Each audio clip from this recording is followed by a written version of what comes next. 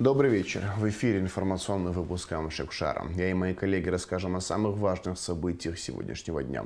Коротко о темах в сегодняшнем выпуске. 6 марта исполнилось бы 95 лет писателю и поэту Фазилю Искандеру. В Росдраме прошел юбилейный вечер. Министерство просвещения Абхазии и Всероссийский детский центр «Артек» заключили меморандум о сотрудничестве.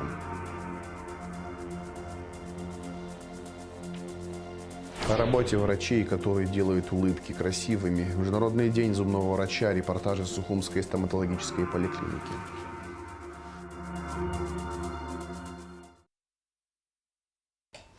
«6 марта родился писатель, поэт и мыслитель Фазиль Искандер. Его произведения любят за неповторимый юмор, иронию, лирику и философский подтекст. Фазиль Абдулович удостоен государственных наград России и Абхазии. Он награжден множеством престижных зарубежных и отечественных премий, в том числе государственными премиями СССР, несколькими степенями ордена за заслуги перед Отечеством. Книги писателя переведены на языки разных народов мира. По его произведениям снято несколько фильмов.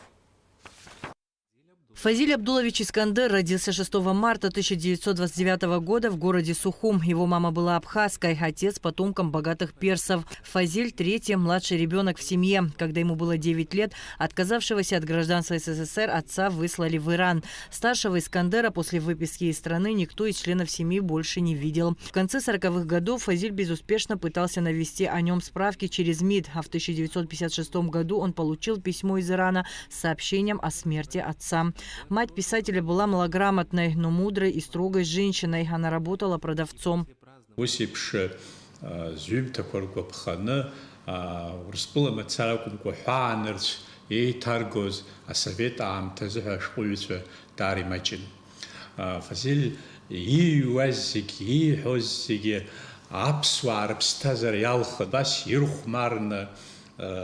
Проза бзия, проза дух иеган июан июм таквазиги шамахак хапа сценах инаргах врацадзо асип шиqaza шqul хнижашуксан ихыцвазы зпсыто классика изерхет.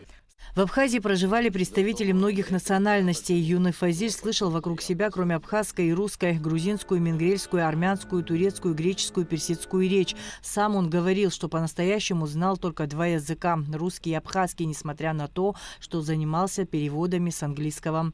В детстве Фазиль много читал. Школу он окончил с золотой медалью и хотел поступить на философский факультет МГУ. Став уже писателем, он написал об этом в автобиографическом рассказе «Начало». Через пару лет обучения в вузе Искандер понял, что хочет стать писателем, и перешел в литературный институт имени Горького. В студенческие годы он начал писать стихи. Стажировался в газетах «Брянский комсомолец», «Курская правда». В 1957 году Искандер стал членом Союза советских писателей, публиковался во всесоюзных изданиях. Через 2 года он познакомился с приехавшей на отдых в Сухум студенткой Московского института народного хозяйства Антониной Хлебниковой. Летом 1961 года она стала женой Искандера, и новая семья переехала в Москву. В 1963 году у супругов появилась на свет дочь Марина. И только через 20 лет после нее родился сын Александр. Любое произведение Искандера кинематографично. Вобрал все наше абхазское и земное в себе и преподнес его всему миру. И они уже четко, картинно, они уже все восприняли эти произведения. В течение 60-х годов Искандер выпустил несколько сборников, после чего сконцентрировался на прозе. Это было самое продуктивное время его писательской карьеры. Большую популярность получили сборники его рассказов «Детство Чика» и «Запретный плод». Отдельно стоит упомянуть повесть «Созвездие Козлатура», которая принесла Искандеру всесоюзную известность. Со свойственным ему иронией писатель рассказывает о нововведении в сельском хозяйстве Абхазии – разведения козлатуров. Задача искусства вечная. Одна – это при помощи того искусства, которым, скажем, занимаюсь я, искусство слова, передать людям свои мысли, свои наблюдения, свой опыт. И есть, конечно, так сказать, и некая сверхзадача у меня, во всяком случае. Это взбодрить немножко своего читателя, сделать так, чтобы в мире было меньше унылости. Несмотря на то, что Искандер писал только на русском языке, абхазский хлещет из произведений Искандера, говорит Вячеслав Блоти. Фазиль Искандер пишет по-абхазски, на русском языке. Вот, на русском языке, потому что вот ты читаешь, и вот прямо абхазский язык хлещет из него. Вот абхазская природа, абхазский язык хлещет из его произведений. В течение 1980 года Искандер потерял 3 близких человек. Один за другим умерли его сестра, брат и 79-летняя мать. Свою горечь и душевные страдания писатель не выражал внешне, а выплеснул на странице пронзительного рассказа утраты. В годы перестройки Фазиль Искандер вернулся к активной писательской и общественной деятельности. В 1986 году вышло 2 его сборника «Один день Большого дома» и «Праздник ожидания праздника». А в 1989 году был полностью издан роман Сандро из Чегема. Я хотел бы быть его режиссером, потому что мне очень он близок, очень близок. И вот у меня в характере тоже, вот я герой Фазиля Искандера, городской герой Фазиля Искандера, я себя так считаю. Когда вот Колчарук я сценарий сделал, ну я принес на Мосфильм, они прочитали, сказали, ну они не поняли юмор. Они не поняли. Я говорю, дайте, я говорю, сделать эту картину. Ну, естественно, я понес Фазилю домой. И я оставил ему. И вот он прочитал и звонит мне. Не, вернее, он приехал, значит, там мы на курсах учились, и вот узбеки, казахи, прибалты, мы вместе же учились. Они говорят, слушай, говорят, мы просим тебя, познакомь нас с Фазилем Искандером, мы хотим. И я звоню им, я говорю, Фазиль, говорю, приезжай, я тебя прошу, а так просят. Ну, мы ему стол накрыли. И я ему там дал сценарий. Я говорю, Фазиль, прочитай, я тебя прошу. Вот. Потом, через какое-то время, он прочитал его, я пришел к нему домой. Он говорит, знаешь, говорит, говорит, я в сценариях не разбираюсь. Но бери все мои произведения, вытаскивай то, что тебе интересно.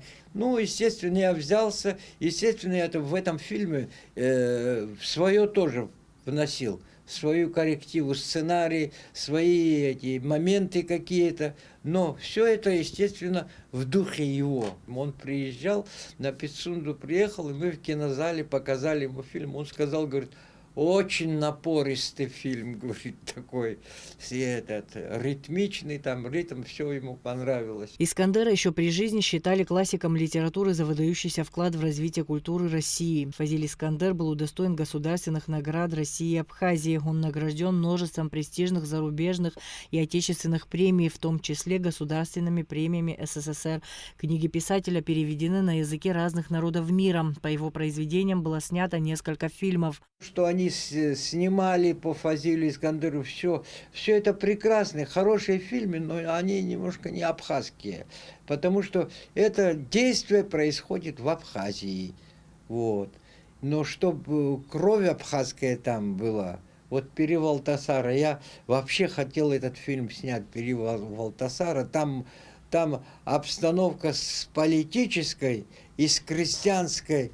Вот, крестьянское это попадает в эту обстановку, как они себя ведут, какие характеры свои показывают, вот этого нету. Какое произведение Искандера близко вам по духу? А все произведения, все, мул старого Хабуга. Вот у него, кстати, есть еще один рассказ «Страх», вот последний рассказ его «Страх». Так хочется мне эту короткометражку снять, но она немножко сложная. Вот, она, кстати, она современная, и действие происходит на курорте, отдыхающие рассуждают, но там такая ситуация, такая, знаете, напряженная такая, но кончается с юмором. Вроде трагедия и кончается с юмором.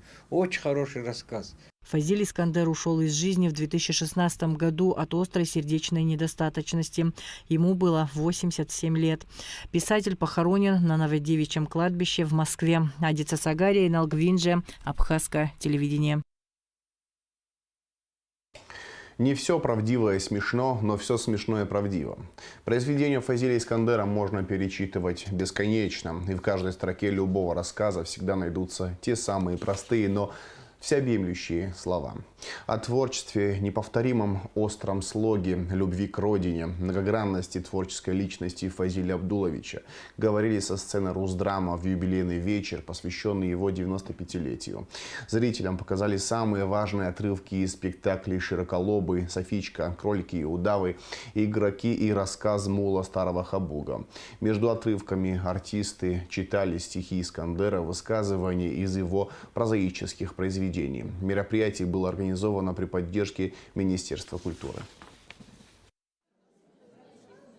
Культура – это не количество прочитанных книг, а понятых. Очень точные слова Фазиля Абдуловича, как нельзя широко передающие смысл важного, но нематериального. Как раз именно неосязаемым, но основополагающим человеческое существо духовностью Фазиль Искандер красной нитью пронизывает любые строки, от философских сказок, мемуаров, сатирических произведений до притч или эссе. В этом была его необыкновенная сила. Тонким пером писать то, что точно и правдиво передавало многогранную жизнь абхазов, их традиции, мироощущения, конечно же, достоинства и недостатки. Мир героев Искандера – Абхазия, а сама Абхазия – это модель мира для Искандера. Чегем – это не географическая локация, это нравственно-философское понятие. Искандер корневым образом связан с культурой, мифологией, сознанием абхазского народа. Он черпает вдохновение и смыслы из нарского эпоса, из традиционной культуры. Именно поэтому в нем, в его произведениях, живет неукротимый дух свободолюбия. Фазиль был разным в разные годы и периоды жизни и творчества. И все-таки для нас это писатель счастья, живущий по законам счастья, писатель наивной, радостной веры в перемены к лучшему.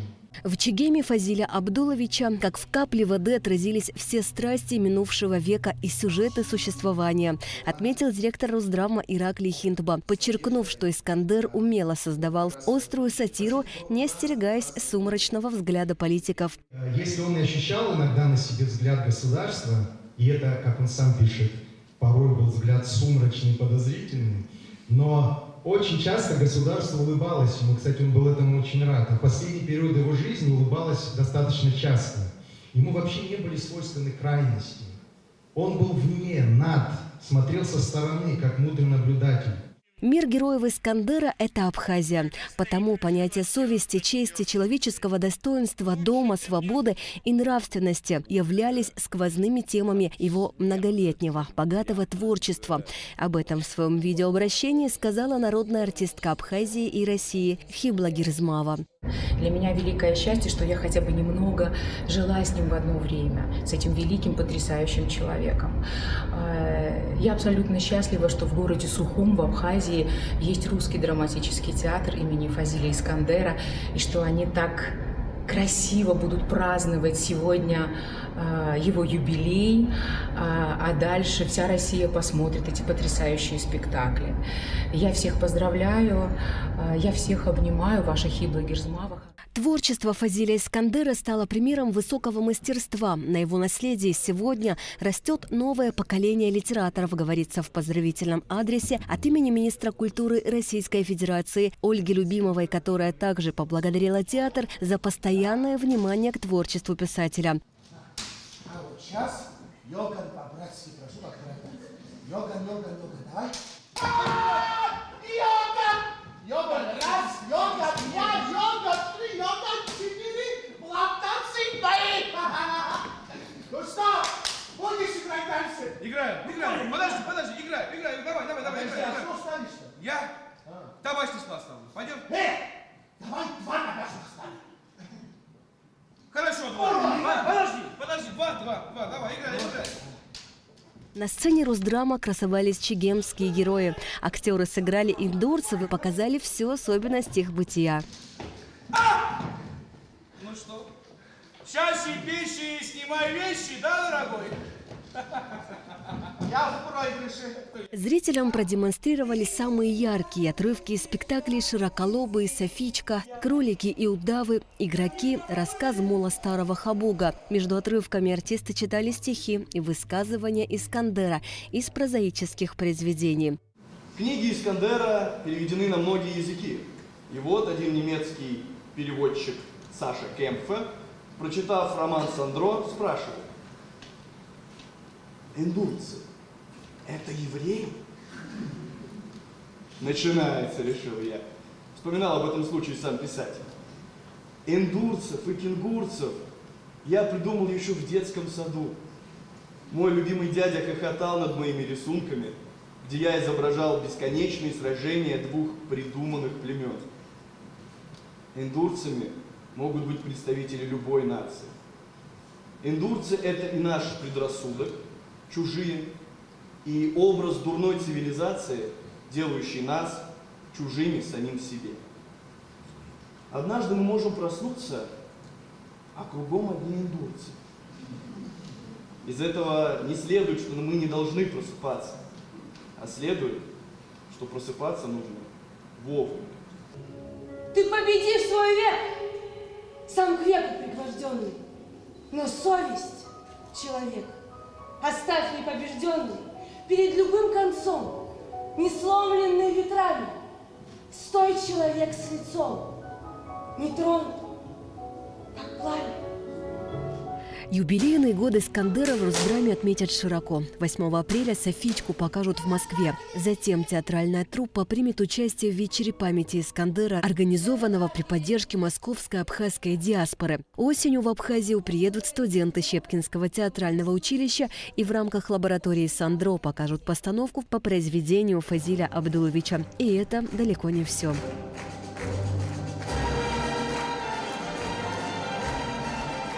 Юбилейный вечер стал единым спектаклем из 5 постановок. Зрители накрывали эмоции, словно волны, затрагивая самые дальние струны души. Таков пронзительный мир Фазиля Искандера. Асида Малья, Инал Гвинджия, Абхазское телевидение.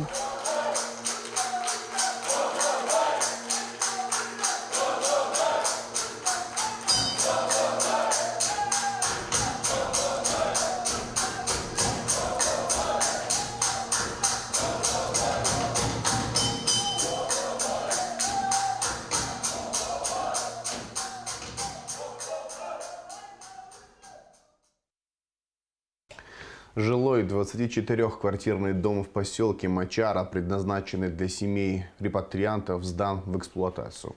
Об этом сообщил премьер-министру Александру Анкваб гендиректор Абхазстроя Руслан Тванба на совещании, где обсуждались вопросы реализации ремонтно-восстановительных работ в Гулревском районе.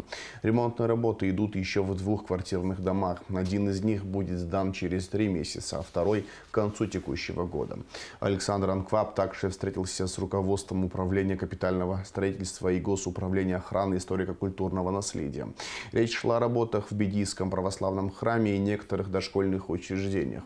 В парке боевой славы села Алдза Гагарского района заменено и отремонтировано ранее установленное оборудование игровых детских площадок и парковой инфраструктуры. Премьер-министр поручил руководителю УКС провести инвентаризацию детских площадок на предмет их технического состояния и необходимости обновления. При этом было обращено особое внимание на качество устанавливаемых малых архитектурных устройств. Что касается работ в Бедийском храме, в настоящее время здесь заменили кровлю и идет согласование с компанией-изготовителем заказа на производство и установку оконных блоков. Александр Анкваб еще раз подчеркнул необходимость детального согласования проводимых работ со специалистами по охране историко-культурного наследия. Министерство просвещения Абхазии и Всероссийский детский центр «Артек» заключили меморандум о сотрудничестве. Подписание документа прошло в Сочи на площадке Всемирного фестиваля молодежи. Свои подписи под меморандумом поставили директор Всероссийского детского центра «Артек» Константин Федоренко и министр просвещения Республики Абхазия Инал Габлия.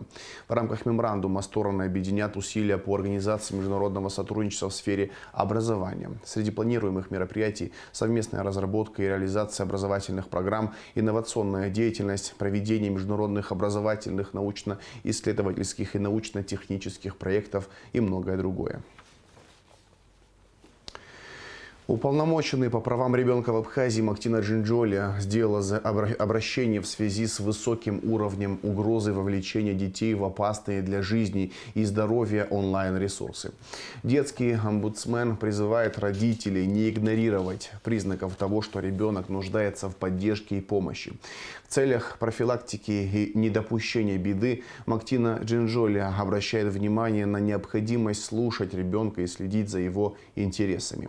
Он может шутить или прямо говорить на тему смерти или суицида. Может с восхищением рассказывать про какую-то онлайн-игру с заданиями различного характера.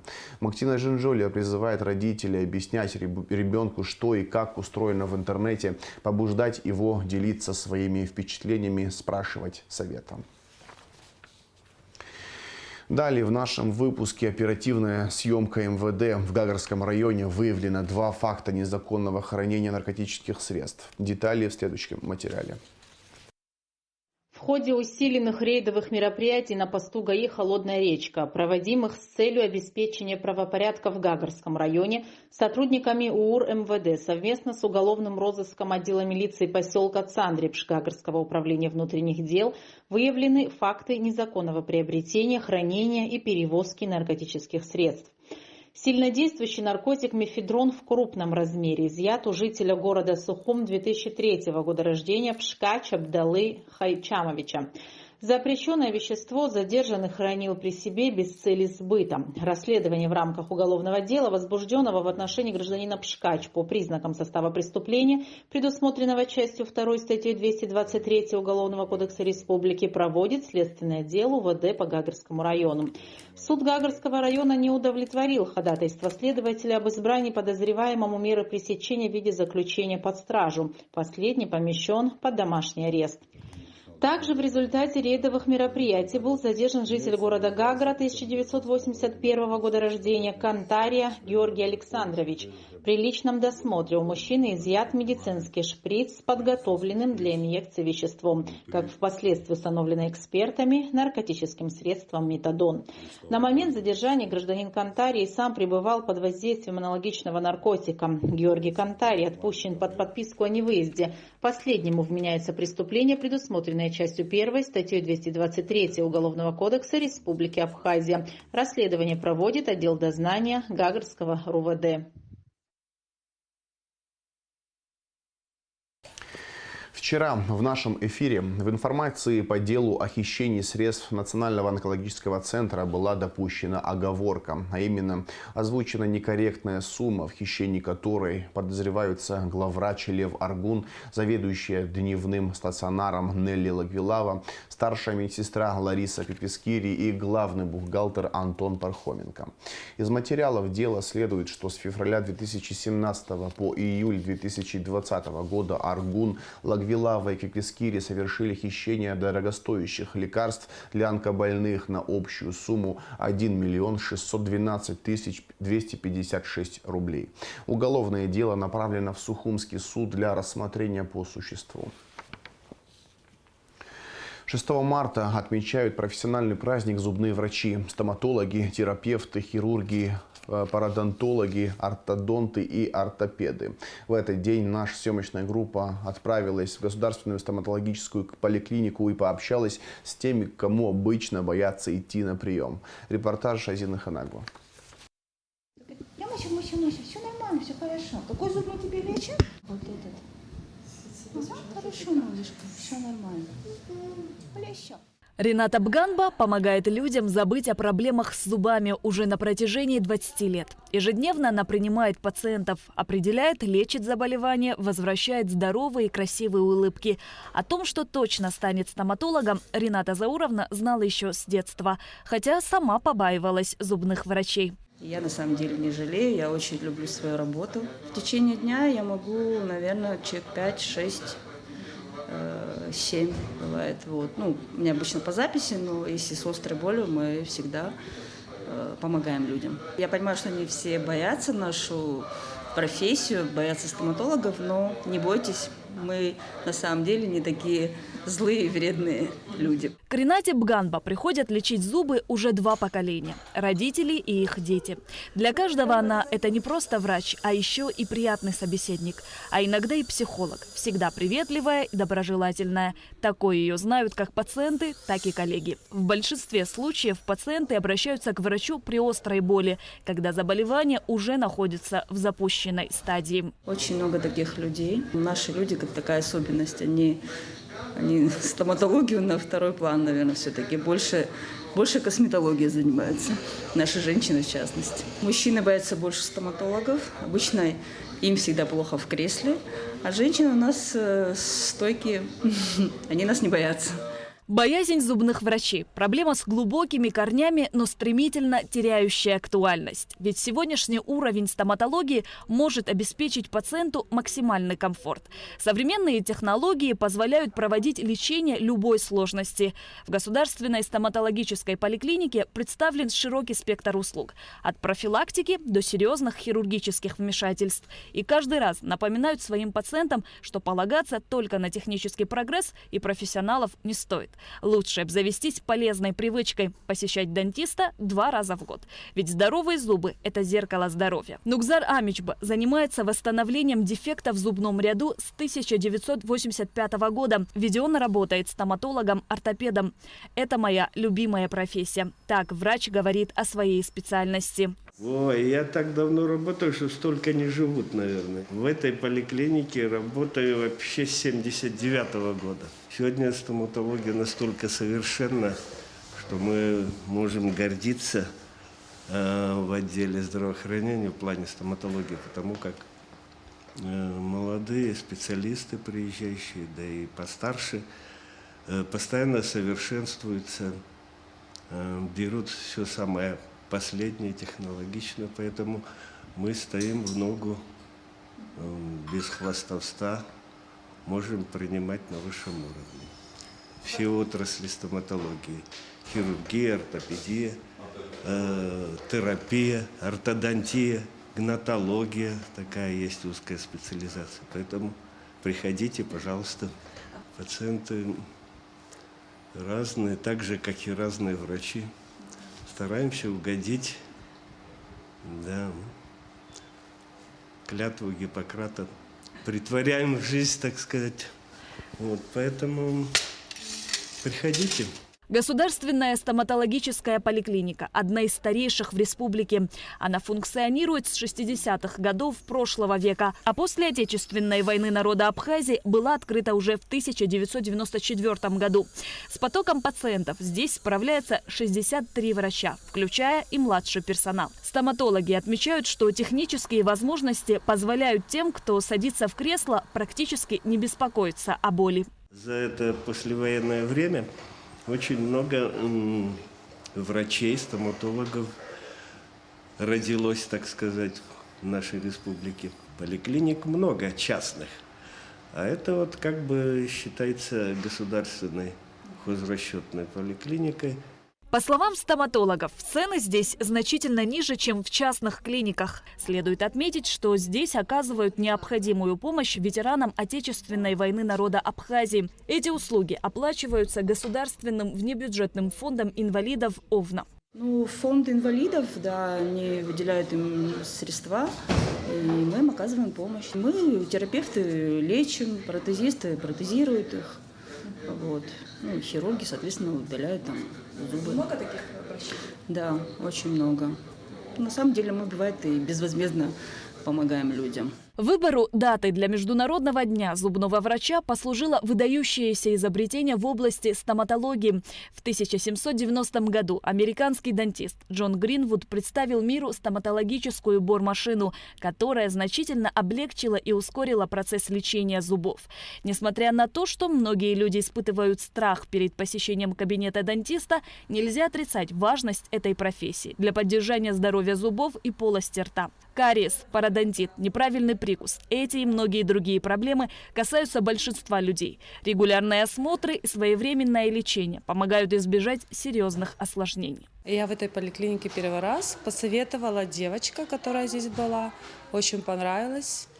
пришла на чистку зубов, гигиена, очень понравилось. Я первый раз делаю без анестезии, потому что, обычно мне больно, а тут такие ручки золотые просто. Понравилось. А вы у какого врача были? У Аргон. Вообще в год раз нужно, но полгода раз делаю. Теперь буду чаще. Важно отметить, что здоровье полости рта – это не только красивая улыбка, но и залог общего здоровья организма. Болезни зубов могут привести к серьезным заболеваниям, таким как сердечно-сосудистый, диабет и даже рак. Поэтому регулярное посещение зубного врача и правильный уход за зубами необходимы каждому человеку. В свой профессиональный праздник стоматологи продолжают работать в том же графике, что и всегда. И самым главным подарком считают благодарность в виде красивых улыбок от любимых пациентов. Шазина Ханагу, Тимур Гугохия, Абхазское телевидение. Стартовал прием заявок на участие в международном конкурсе вокалистов и концертмейстеров Хибла-Гирзмава, очный тур которого состоится с 12 по 25 января следующего года в Москве. Прислать заявку на участие можно до 1 августа. Приглашаются молодые музыканты двух специальностей. Вокалисты в возрасте от 21 до 36 лет и концертмейстеры от 20 до 35 лет. Результаты отборочного тура будут объявлены 15 октября. И в завершении выпуска расскажем о погоде. По сообщению гидрометцентра, в четверг, 7 марта, на территории Абхазии ожидается облачная погода, временами дождь, гроза. Температура воздуха ночью 3-8, днем 7-12 градусов тепла. Температура морской воды плюс 11 градусов.